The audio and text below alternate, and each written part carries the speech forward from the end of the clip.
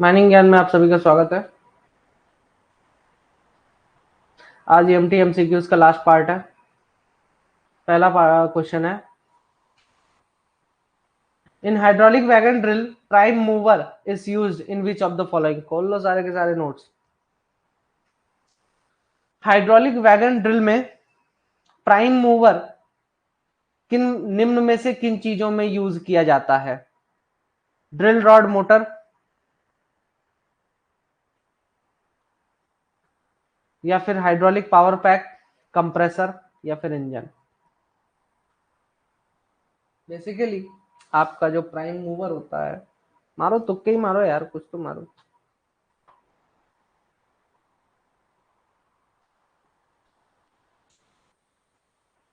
ए ना रे,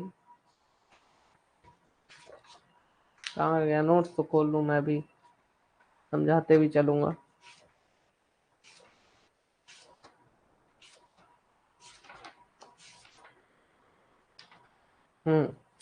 hydraulic wagon drill में आप देखेंगे कि प्राइम मूवर किस में यूज करते हैं?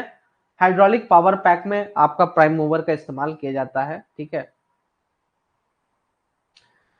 नेक्स्ट क्वेश्चन है क्वेश्चन नंबर 2, जिसमें कि बोलता है, which of the following is not a component of hydraulic wagon drill. Hydraulic wagon drill का निम्न में से कौन सा कंपोनेंट नहीं है? Air cooled diesel engine, hydraulic power pack, compressor, या फिर prime mover.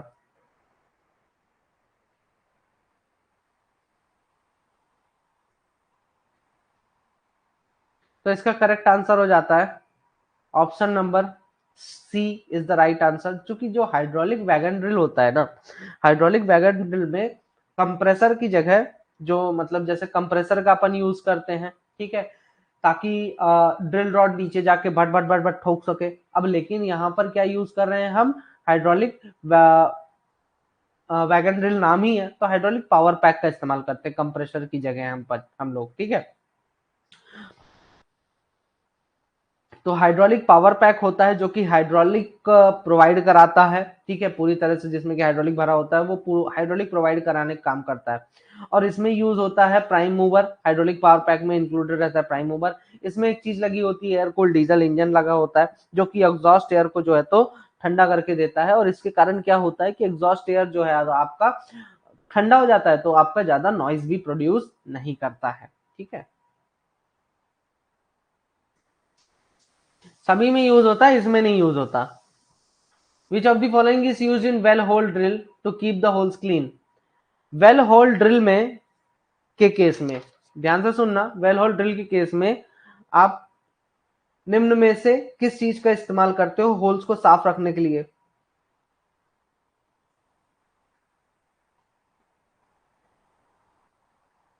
Power support, hydraulic, compressed air, water, all of the above.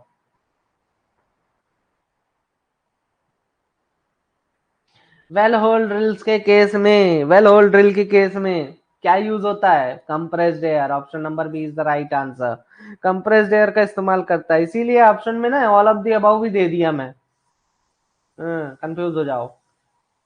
Next question, question number 4, what is the maximum inclination of hole in incline drilling. अगर आप incline drilling करना चाह रहे हो तो maximum inclination कितना होना चाहिए होल्स का? 30 डिग्री, 40 डिग्री, 50 डिग्री, 60 डिग्री।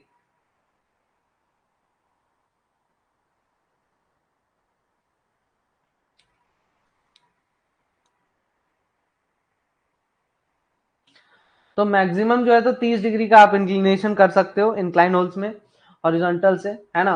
और हाँ, वेल होल ड्रिल के केस में याद रखिएगा कि मैक्सिमम ये जो इंक्लिनेशन देता है मशीन आपका वेल होल ड्रिल वाला, वेल होल ड्रिल वाला, इसमें आप 20 डिग्री के इंक्लिनेशन पे जो है तो आप क्या कर सकते हो? ड्रिलिंग कर सकते हो। ठीक है, इसमें जो है तो ये दो टाइप का ड्रिलिंग करता है, परकसिव भी करता है और परकसिव भी करता है ना, एंड रोटरी ड्रिलिंग भी ये इसके द्वारा किया जाता है। ठीक है, तो वेल होल ड्रिल के बारे में इतनी बातें आपको ध्यान में रखनी है। नेक्स्ट क्वेश्चन है, what are the problems associated with more inclination. अगर इंक्लिनेशन हम बहुत ज्यादा कर देते हैं, मान लीजिए जैसे मैंने अभी बोला कि भाई ये बेंच है, यहाँ पे मेरे को इंक्लाइन ड्रिल मारना है, तो अगर मैं इंक्लिनेशन ज्यादा कर दे रहा हूँ, ठीक है, 30 डिग्री से ज्यादा का इंक्लिनेशन अगर मैं करना करूंगा तो उसमें मेरे को क्या दिक्कतों का सामना करना पड़ेगा? इंक्रीज होल लेंथ बढ़ जाती है, चार्जिंग में दिक्कत आएगी, स्टेमिंग में दिक्कत आएगी, या इनमें से सभी चीजों में दिक्कत आएगी। तो होल की लंबाई बहुत बढ़ जाती है, खर्चा बढ़ जाएगा भाई। चार्जिंग करते टाइम टेढ़ा होल है, टेढ़े होल में चार्ज करोगे तो कैसे चार्जिंग कर पाओगे? अटक जाएगा बीच में, कहीं पे अटकने का चांस रहता है। यही सेम चीज फंडा जो है स्टेमिंग में भी होता है। तो all of the above is the correct answer. Next question हो जाता है आपका क्वेश्चन नंबर 6, जिसमें कि बोलता है which of the following is benefit of incline drilling. Incline drilling का फायदा क्या है निम्न में से? शॉर्ट होल लेंथ, मतलब होल की लेंथ शॉर्ट हो जाती है, चार्जिंग आसान है, स्टेमिंग आसान है, बेंच का टो हटा देने में मदद करता है, हटाने में मदद करता है। तो बेंच का टो, जैसे कि अगर आपने ब्लास्टिंग किया, ठीक है, अब आपने ब्लास्टिंग किया तो भाई यहाँ पे अगर ऐसे टो रह गया, ठीक है, ऐसे टो रह गया, नहीं फूटा, तो इतना ये जो टो रह जा रहा है ना, तो अगर आप इंक्लाइन ड्रिलिंग करते हो तो ये टो नहीं बचेगा, ठीक है। तो option number D is the right answer. Next question है क्वेश्चन नंबर 7, जिसमें कि ये बोलता है on which of the following layout, on which of the following layout of the query does not depend. Query का जो लेआउट है निम्न में से किसके ऊपर डिपेंड नहीं करता है? Shape, size and dip of the deposit, depth of mining activity, crushing arrangement and screening plant, OB thickness, surface topography. तो आपका लेआउट जो है मैकेनाइज्ड क्वेरी का निम्न में से किस चीज पर डिपेंड नहीं करेगा? Crushing arrangement and screening plant पे डिपेंड नहीं करता है। On which of the following layout of mechanized quarry depends. Mechanized quarry का लेआउट जो है किस पे डिपेंड होता है? Transport system for mineral and OB, arrangement for disposal of debris, type of mechanization and the finance available, या फिर all of the above. मतलब कि मिनरल और ओबी के लिए क्या ट्रांसपोर्ट सिस्टम कैसा है आपका, जो बड़े बड़े बोल्डर्स हैं उनको आप कैसे डिस्पोज करोगे, बेसिकली डंपिंग का पूछ रहा है, ठीक है, या फिर स्पॉइल डंप्स की बात कर लो, ठीक है, इसकी बात कर रहा है। इसका अरेंजमेंट क्या है, कहाँ डिस्पोज करोगे, किस टाइप का मैकेनाइजेशन है माइंस का, और फाइनेंस कितना अवेलेबल है, ठीक है। तो क्या इन चीजों पे आपका लेआउट डिपेंड करेगा क्वेरी का?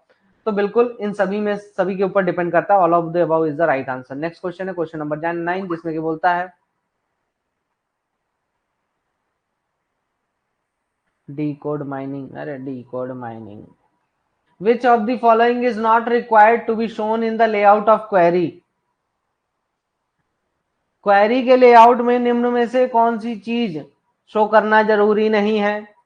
Position of OB and mineral deposit, access to benches and exit roads for dumpers, location of machine which operates from one site over a shorter period, position of backfilling area. तो layout में क्या नहीं show करोगे यार? कभी कभी लगता है ना पुनिच भगवान, मतलब ये ना, अब सोच रहा हूँ एक बुक छपवा दूं, तो क्या डीजीएमएस वाले ये जितने भी हैं पेपर बनाते हैं, इन लोगों को ये क्वेश्चंस मिलेंगे तो शायद मेरे ही क्वेश्चंस देना स्टार्ट कर दें। कुछ हद तक तो बना ही लेते हैं यार, ठीक ठाक बना लेते हैं। तो option number C is the right answer, ठीक है।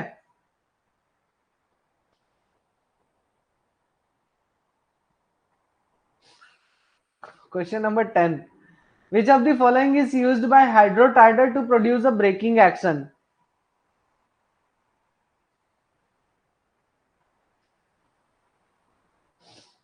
हाँ,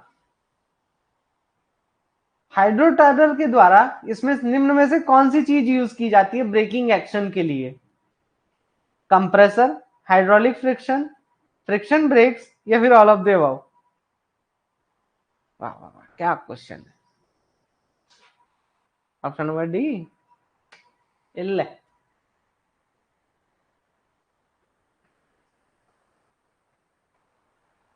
option number B is the right answer, देख लिया, हाइड्रोलिक फ्रिक्शन।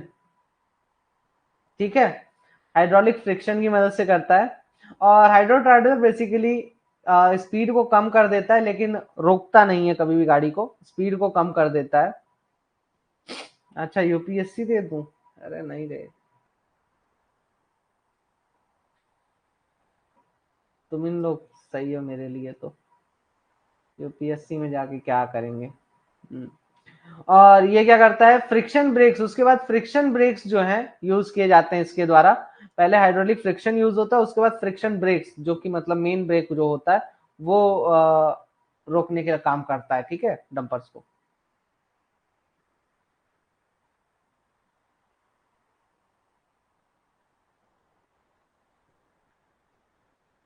Next question. हाइड्रोटार्डर एक गवर्नर होता है बेसिकली, जो कि एक ऐसा इंस्ट्रूमेंट है जो कि कभी भी गाड़ियों की स्पीड को बढ़ने नहीं देता है। गाड़ी की स्पीड को, फोर व्हीलर की स्पीड को, या 10 व्हीलर हो गए जितने भी हैं, इनमें इनकी स्पीड को रोककर लिमिटेड रखने का काम करता है। जैसे बोलते हैं ना, 40 से अधिक स्पीड पर नहीं चलाना है, ठीक है। तो उस केस में हाइड्रोटार्डर लगा होता है, जो कि 40 से ऊपर उसकी स्पीड को जाने ही नहीं देगा। जैसे कि आजकल जितने भी स्कूल वैन्स हैं, वैन हो गई, बस हो गई, उन सभी में बोल के रखा है भाई आपकी गाड़ी में गवर्नर लगा रहना चाहिए।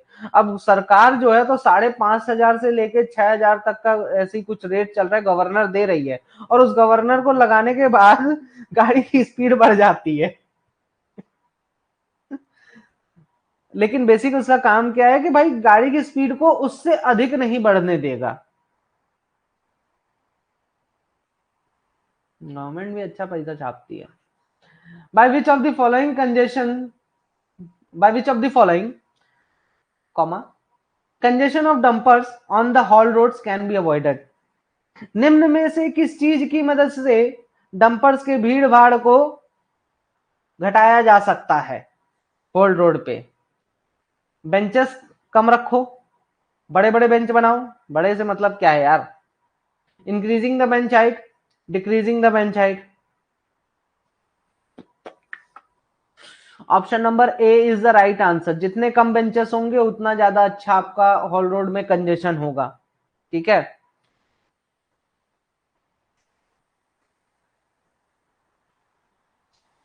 तो ये बात भी याद रखिएगा। बड़े बेंच का मतलब क्या होता है? हाइट बड़ा करना है, ठीक है। तो ये थोड़ा ध्यान में रखिए।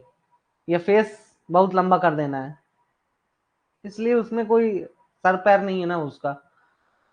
तो लेस नंबर ऑफ बेंचेस रखिए आप। What are the two basic elements of benches? Benches के दो बेसिक एलिमेंट्स क्या क्या है? Floor and face, bench height and width, toe and face, floor and to.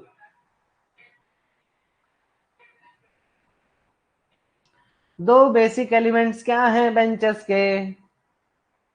अरे प्रभु, एलिमेंट्स पूछ रहा हूं। देखो अब मैं मानता हूं आप लोगों को आंसर नहीं पता है, बट आपको इतना माइनिंग के बारे में नॉलेज है कि आप यहां पर आंसर दे सकते हो करेक्ट, ठीक है।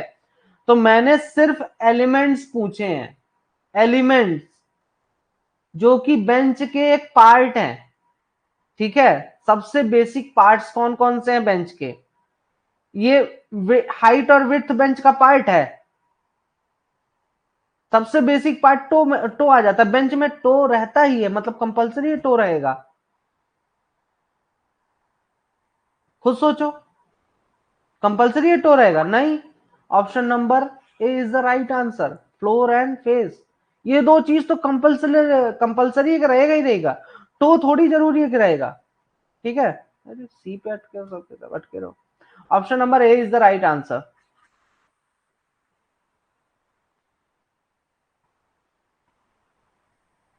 Question number 13। What must be the maximum slope of bench? Bench की मैक्सिमम स्लोप कितनी होनी चाहिए? 45, 30, 60, 75? डाउट, बताओ doubt. Option number A is the right answer, 45 degree. Next question, question number 14। WhatsApp पे भेज दो यार डाउट जो भी हो, यहाँ पे ना देख पाऊंगा मैं। What is the maximum bench height in case of loose material? Loose material case में मैक्सिमम बेंच हाइट कितनी होती है? 1.8, 3.5, 1.5 या फिर 6.0? ये कौन है भाई? साजा साजा चक्रा।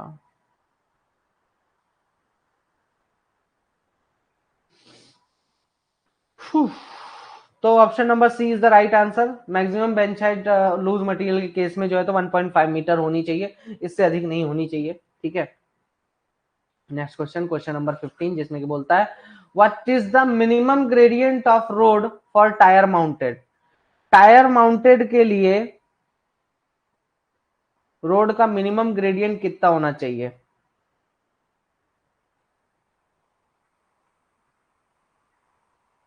One in 16, 1 in 10, 1 in 20, 1 in 15। थोड़ा क्वेश्चन गलत है क्या? लग रहा है ऐसा मेरे को जो पूछना है। अच्छा मैं समझा देता हूँ मेरे को पूछना क्या है। मैं ये कहना चाह रहा हूँ कि मैक्सिमम वर्ड यूज होगा ओ, कि अगर मुझे टायर माउंटेड डंपर्स का, टायर माउंटेड कोई भी यूज करना है, कोई भी चीज, तो उसके लिए जो ग्रेडियंट है, जो ग्रेडियंट है, मैं मैक्सिमम, मैक्सिमम वर्ड यूज होगा, मैक्सिमम कितना रख सकता हूं, उससे ज्यादा मैं ग्रेडियंट को मतलब या फिर मैं नहीं बढ़ा सकता। ठीक है, उससे ज्यादा ढलान वाला नहीं कर सकता हूं टायर माउंटेड के लिए, ये मैं पूछना चाह रहा हूं। ठीक है, तो इसका करेक्ट आंसर हो जाता है option number B is the right answer. 1 in 10 maximum, maximum ये होगा, उससे ज्यादा नहीं होने वाला। ठीक है, ऑप्शन नंबर बी आपका करेक्ट है। नॉर्मली आपको क्या रखना है, 1 in 16 तो आपको रखना ही है, लेकिन एक केस ऐसा भी बनता है कि अगर आप, ठीक है, आपको टायर माउंटेड यूज करना है, तो उस केस में आपका 1 in 10, मैक्सिमम 1 in 10 से ले जाते हैं, 1 in 10 तक ले जा सकते हैं। नेक्स्ट क्वेश्चन, बिल्कुल, अगर मुझे टायर माउंटेड चलाना हो तो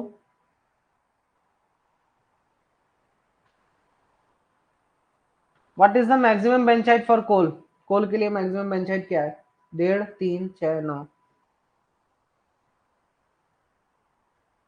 3 meter is the right answer. Next question, question number 17, which of the following statement is not true for benches of sandstone and hard rock. Sandstone और हार्ड रॉक के benches के लिए निम्न में से कौन सा स्टेटमेंट ट्रू नहीं है? मैनुअल क्वेरी 3 मीटर की हाइट वाला, 3 मीटर, ये क्या है? नहीं, ये भूल जाओ, मैनुअल क्वेरी, अच्छा सॉरी सॉरी, हाँ सही है। मैनुअल क्वेरी 3 मीटर से 4.5 मीटर की बेंच हाइट होती है इसमें। ठीक है, सैंडस्टोन और हार्ड रॉक के केस में। मैकेनाइज्ड क्वेरी 5.5 मीटर से अधिक बेंच हाइट होती है। बेंच हाइट जो है बूम हाइट पर डिपेंड नहीं करता है एक्सकवेटर के, या फिर नन ऑफ दी अबाउ। तो इसका करेक्ट आंसर हो जाएगा कि बेंच हाइट जो है तो बूम हाइट पे डिपेंड करता है, ठीक है, एक्सकवेटर के। तो यहाँ पे ये आंसर गलत है, तो ये statement is not true. Which is the, what is the width of road in case of one way traffic. One way traffic के केस में रोड की विड्थ कितनी होनी चाहिए? Largest vehicle width plus 5 meter, 3 times width of the largest vehicle plus 5 meter, 3 times width of the largest vehicle, या फिर none of the about.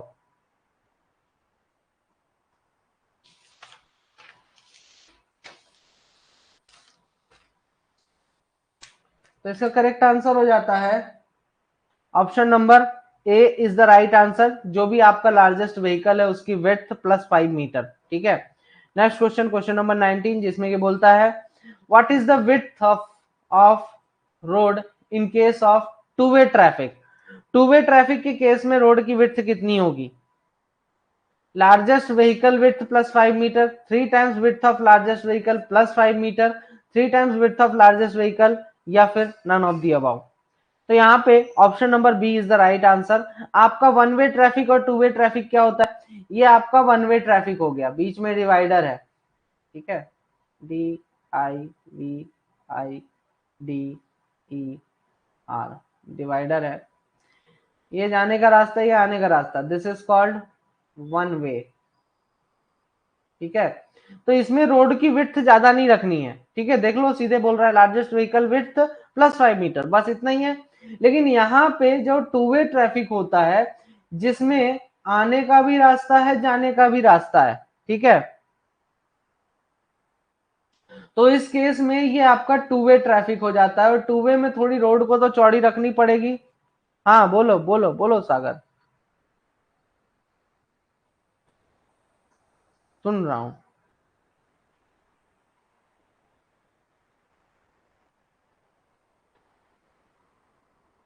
तुम type करो तब तक मैं अगला क्वेश्चन देखते हैं। What is the maximum minimum clear view distance in corners और बेंड्स ऑफ हॉल रोड्स?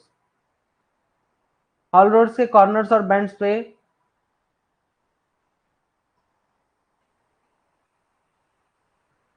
अबे कहाँ भाग गया?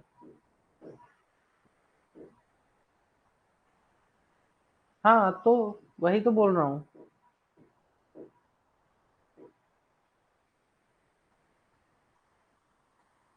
3 times of braking distance, 4 times of braking distance, 5 times of braking distance, 2 times of braking distance।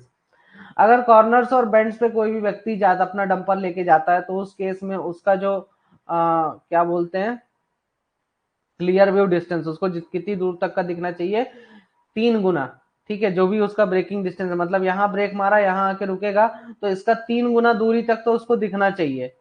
ठीक है, और उस समय उसकी गाड़ी की स्पीड रही होगी 40 किलोमीटर पर आवर, ये हम मानकर चलते हैं। ठीक है, गाड़ी की स्पीड 40 किलोमीटर पर आवर मान के चलते हैं। What is the maximum width of all road in bends or corners if providing clear view distance is not possible? मान लीजिए बेंड्स में आप क्लियर व्यू जो है तो डिस्टेंस नहीं प्रोवाइड करा पा रहे हो, ऐसा बेंडिंग है, तो उस केस में हॉल रोड्स की मैक्सिमम विड्थ कितनी होगी बेंड्स में?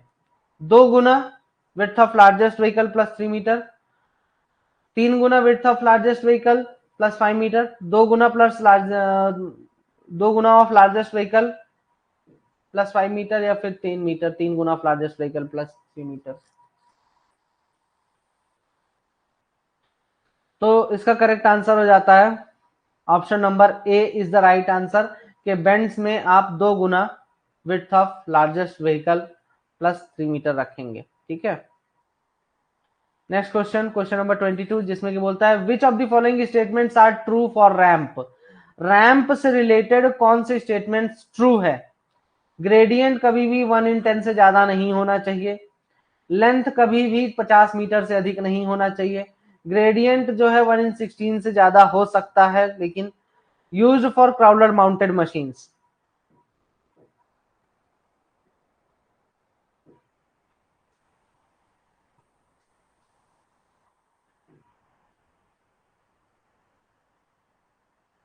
अरे नॉट लगाना भूल गया क्या? अरे नॉट लगाना भूल गया यार।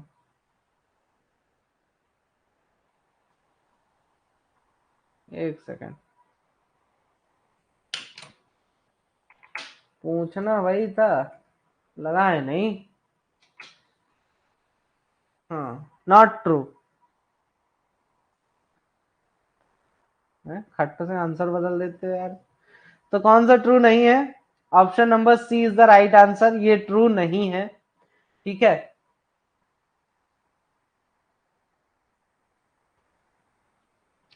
Next question, question number 23, which of the following is required to be provided on benches or corners of all roads? Haul roads के बेंचेस ऑन बेंड्स और corners of haul road, haul roads के जो bends या corners होते हैं वहां पे निम्न में से कौन सी चीज प्रोवाइड कराई जानी चाहिए? Strong divider, lighting and reflectors, zebra line, all of the above. तो इनमें से सारी चीज आपको प्रोवाइड कराना है। ठीक है, ध्यान में रखना। Next question, question number 24, which of the following is method of working of BWE? निम्न में से बीडब्ल्यूई का मेथड ऑफ वर्क क्या है? कौन सा मेथड ऑफ वर्किंग है? फुल ब्लॉक या फिर lateral block method, side cut या फिर over cut method, full length या फिर half length method, full block या फिर हाफ ब्लॉक मेथड? बीडब्ल्यूई कौन सा मेथड ऑफ वर्किंग यूज करता है? तो option number A is the right answer, full block and lateral block method का इस्तेमाल करता है बीडब्ल्यूई। ठीक है,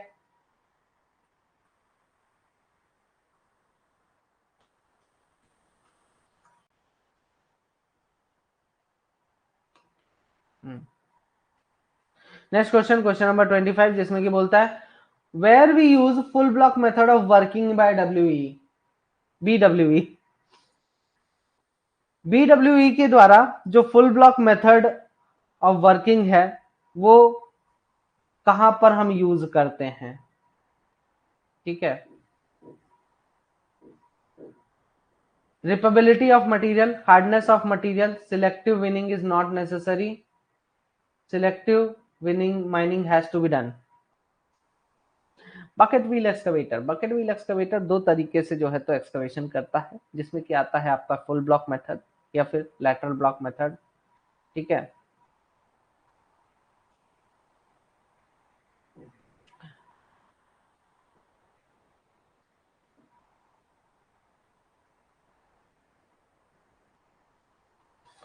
तो उसमें जो है तो आपका जो फुल ब्लॉक मेथड है कि हम जो कटिंग करते हैं, तो बेसिकली इसमें क्या होता है कि आपका यहाँ पे जो क्वेश्चन पूछना चाह रहा हूँ कि जो फुल ब्लॉक मेथड है, फुल ब्लॉक मेथड है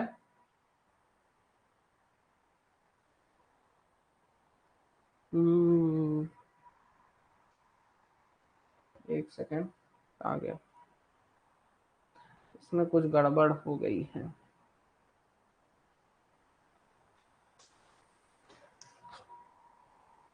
थोड़ा सा एक सेकेंड बस बता रहा, क्वेश्चन में कुछ गड़बड़ है नहीं है। हाँ, मेरा सवाल यहाँ पर यह है कि हमें बकेट व्हील एक्सकवेटर की मदद से फुल ब्लॉक मेथड जो है तो यूज करना है, ठीक है। फुल ब्लॉक मेथड के थ्रू हम बकेट व्हील एक्सकवेटर का इस्तेमाल करेंगे और full block method of working apply करेंगे। लेकिन निम्न में से आपका कौन सी चीज ऐसी है जिस पर कि मतलब फुल ब्लॉक मेथड अगर यूज करते तो कहां पर यूज करेंगे, कहां पर यूज करेंगे?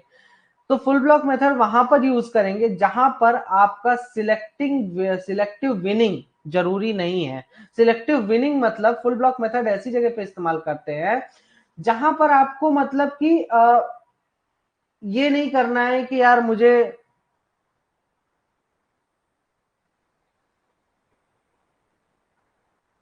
अंकित क्या कर दिया, मुझे ये नहीं करना है कि यार मुझे सिर्फ इतना इतना पोर्शन निकालना है, उसके अलावा बाकी चीजें छोड़ देनी है, बाकी चीजें निकालना मेरे लिए जरूरी नहीं है, ठीक है।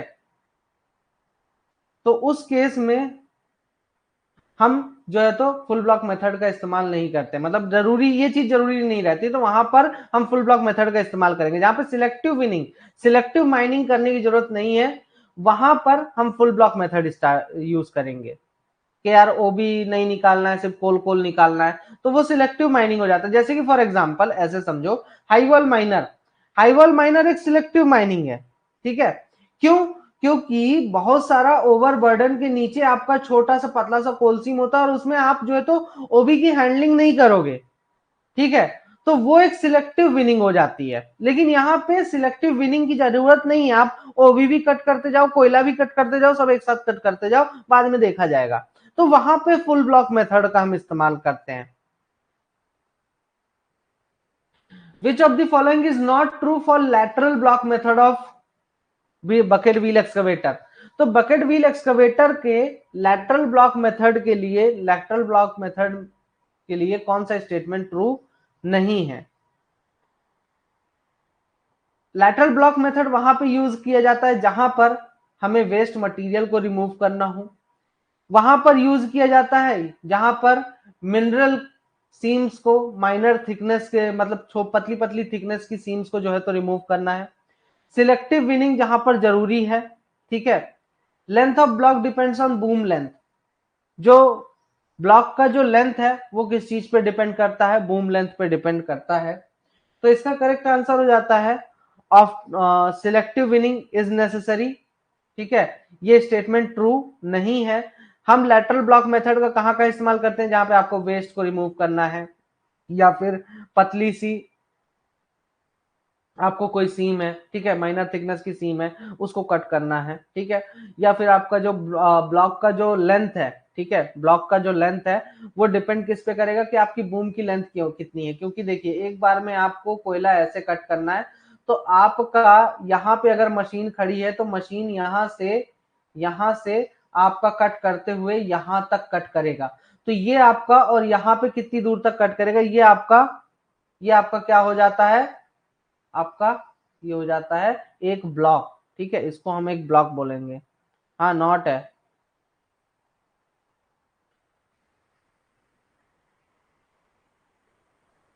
ये होगा यार।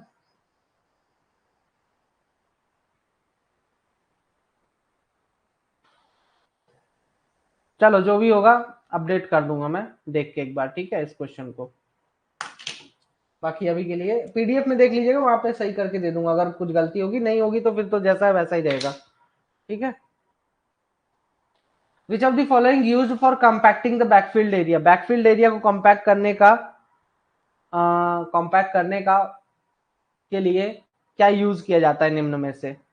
Tamping and rollers, dozen and road rollers, chaining by HEMM, all of the above.